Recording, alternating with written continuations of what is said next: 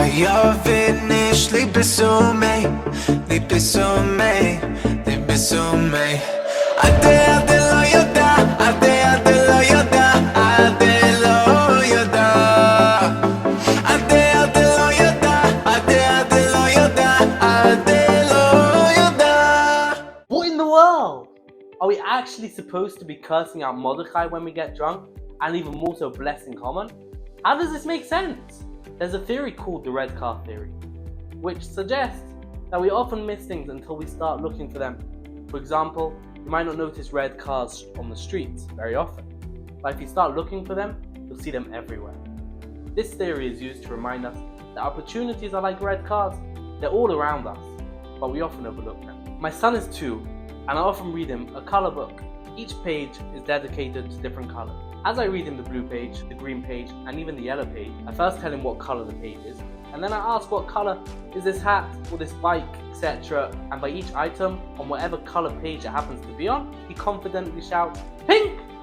In my head, I get frustrated and say, "Oh, come on, we've been through this enough times already." But once I stop to think, maybe this is how we should look at our life. When we go through our daily life, we see a lot of events unfolding.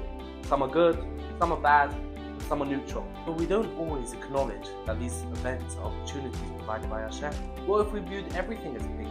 Meaning we saw every event in our life as an opportunity given by Hashem. Instead of us seeing just the obvious red cars as opportunities from Hashem, we could see everything as pink, everything as opportunities that are provided by Hashem. Throughout the Purim story, Hashem's name isn't mentioned once. Why is that? The answer is because when the Purim story took place, they weren't living entirely in Hashem's world. Rather, they were in a world that Hashem was part of, and sometimes they saw it. It might sound like a small difference, but in reality it's like living in an alternate dimension. Purim is a day that we want to experience the life of living in Hashem's world, realizing that everything, yes everything, comes from Hashem. When someone gives a bracha, what he's virtually doing is expanding or extending Hashem's service to the one that he's benching. And the same with cursing.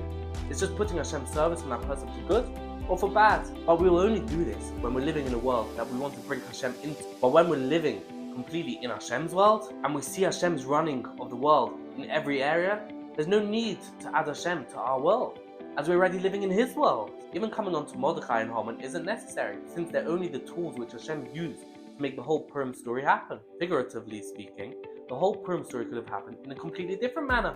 It was only because Hashem decided to do it through this incredible story that it happened like this. So it's not that we want to curse out Mordechai and bench Haman. It's just that we should get to a stage, whether it's being drunk or sleeping, that doesn't make a difference to us what we say about them.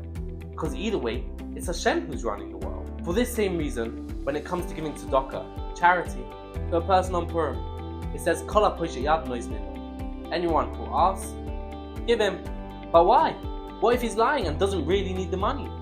The reason is, because on Purim we're living in Hashem's world. And if this person got sent to us to ask for money, we need to give him. It's not up to us to decide against Hashem's decision. This is the theme with regards to everything on Purim. It's a great day to take the opportunity and practice living completely in Hashem's world, especially by getting drunk. When we're drunk, we don't realize what's happening around us. We're separate from our bodies. Sometimes you can even get to a stage of drunkenness, which feels like we're looking down on our own body, as if we're just a puppet, which in reality we are. We're just puppets of Hashem's doing in His world. So let's have a great Purim, and after Purim, we should take this lesson and apply it to the rest of the year. The Purim taste of us living completely in Hashem's world should be so amazing that we should want to take it with us throughout the rest of the year. We should see Him everywhere in our lives, whether it was a queue that went quick, something bad that happened to us, or even just someone saying hello to us throughout our day. Everything comes from Hashem, whether we like it or not. Have a Freilichen Purim.